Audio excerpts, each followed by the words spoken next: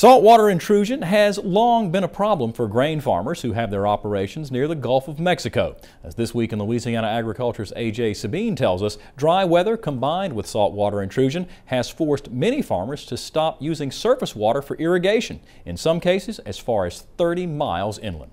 Waves of summer heat bake these young rice plants on the Burkin Brothers rice farm in Thornwell.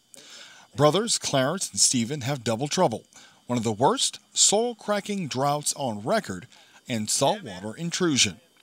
Water at this intake point has become too salty to pump onto this Clearfield rice because there hasn't been enough rain to reduce its salinity.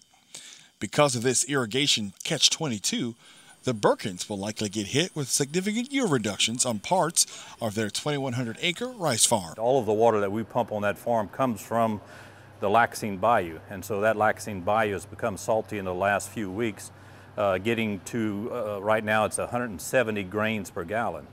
LSU doesn't recommend putting over 100 or 120 grains per gallon on rice crop, depending on the stage of growth that it's at.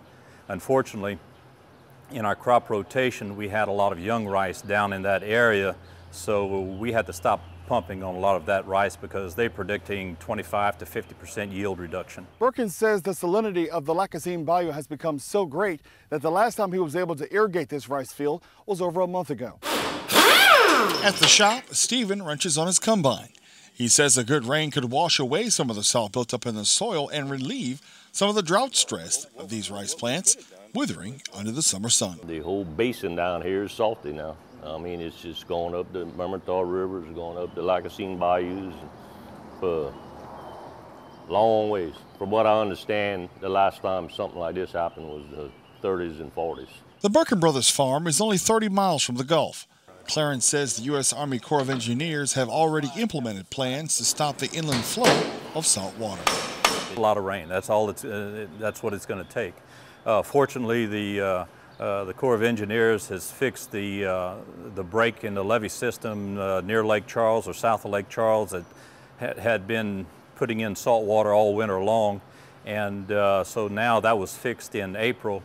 But the problem is that we have a lot of salt water that just hasn't been flushed out of the system, out of the Mermentau River Basin system, and we're working with the Corps of Engineers now to try and get that done. The drought in the Thornwell area has already been called one of the longest in history.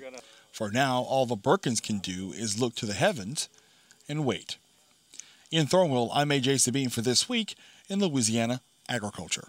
The Burkins say they hope they'll get some rain soon. Losses attributable to saltwater intrusion might be covered by crop insurance, but they say given the choice, they'll take the rain.